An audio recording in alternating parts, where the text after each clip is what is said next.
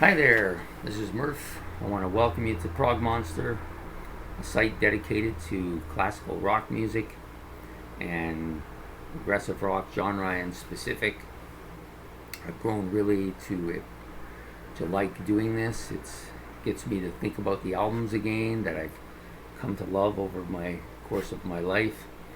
Um, some of the music that I've actually listened to has helped propel me into newer music. Some of the other sites on the YouTube also have introduced me to a lot of stuff that I missed.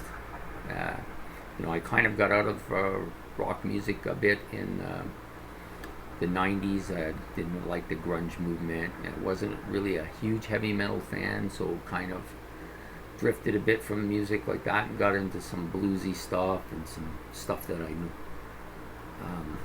Vocal music and some crooner stuff from the 50s and 40s, and just kind of moved away from the rock era a bit. And I've come back since my daughter's birth in 2001 and really have just continued to build on it. So today we're doing a look back at a classic rock album, this one from the 1970s, from one of my group of seven. I've got my seven favorite bands. I call them the group of seven. And this particular album, I think, was quite impactful, and it's quite a well-known album and pretty much a favorite of a lot of people who listen to this particular band. And this album is, of course, my favorite by them. Although they've done some stuff recently that I really quite like a lot. Anyways, we're here to discuss this album, Who's Next by The Who. Just a fantastic album. And it came between Tommy and Quadrophenia.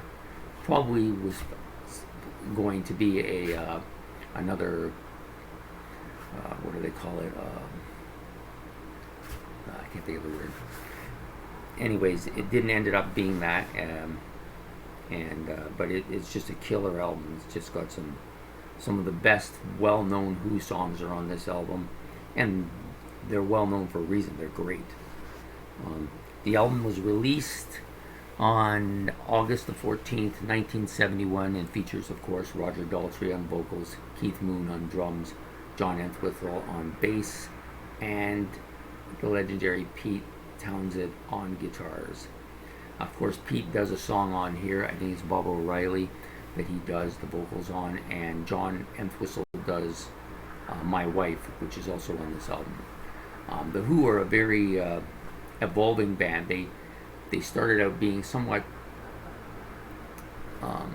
50 sounding and instrumentally kind of ho hum, but they got stronger as they went along. And you don't always see that with bands. Some bands don't get any better; they're the same. But some bands actually you see the improvements as they go along, and The Who is one of them bands. They're a top 5 band of all time for a reason. They are just fantastic. Anyways, the album, Who's Next, starts off with Bob O'Reilly, killer track. It's got to be one of, if not the most well-known, pretty close to the most well-known Who song out there. It's legendary, it's still one of my favorite Who songs. I listen to it all the time. I love the keyboard part. I've heard it in some of the newer stuff they've released too. They've actually put that keyboard part in there again. Fantastic. Bargain, another good song, a solid song. Not one of my favorite Who songs, but it's a good song. Just fantastic. I really dig it. Lumate for Keeping. I love the kind of bouncing, kind of smashing along part that it does. It's a one of the deep tracks on here. Like, it's not as well known as some of the other stuff, but it should be. To me, it's one of the best tracks on the album. My Wife, John Entwistle on bass and vocals here. I love it when they're live. They usually do. He usually does this one or Boris the Spider, who I like both of. But this one's a little bit more rocky, and a little bit more. They're not really, either of them are not really, I would call, serious songs, but I kind of I like the way he went about writing it, the story he tells in it. The song is over. I just love that song. It resonates. It goes all. It just I don't know. It has real kind of a catchy beat to it. And I like Roger Daltrey's vocals on it very much.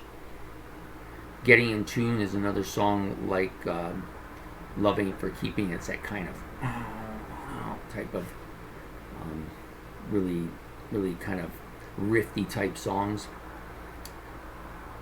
Going Mobile. This is a song that gets some airplay on the radio, and good tune. It's a I have a couple friends who really cite this as the Who song they like the best. I'm not really sure why, but they really dig that, and I like it. It's quite a good song. There's really no bad songs on this album. And then, of course, the final two tracks are legendary classic songs. You'll hear them all over classic rock radio. Perhaps overplayed, both of them, but I never get bored of either of them, really. It's hard to get bored of them. Behind Blue Eyes, for me, is one of those songs that I like to sing a lot in the shower. I like to sing in the shower. This is one of the songs I regularly sing. I sing it quite a bit. And then, of course, the legendary guitar breaking, jumping through the air, Pete Townshend's Won't Get Fooled Again.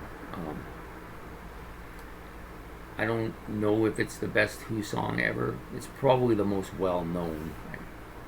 I would have to say it's probably the most well-known Who song. Maybe Who Are You? Maybe, I don't know. Anyways, so the album starts with a legendary song and ends with another legendary song, and they bookend it, and it's just filled with good stuff in the middle. So if you're not a Who fan, or somebody who's heard these songs on the radio but not really sure if you want to get into it, if maybe you decide you want to listen to some Who, this is a good album to start with. If you like heavier albums, this is one of the heavier ones, by them anyways. Probably at their pinnacle here. So there we go. There you have it. Who Are You by The Who. It was produced by The Who as well, and released at Olympic Studios, I believe, in London. And that's it. So Who Are You by The Who. Thanks for coming on Prog Monster. If you liked what I had to say, please like it. If you got a comment, please make a comment. I'm always in for listening to new comments about stuff that I really love. It's one of my favorite albums. Definitely top 30 for me of all time. And have a good day. Thank you.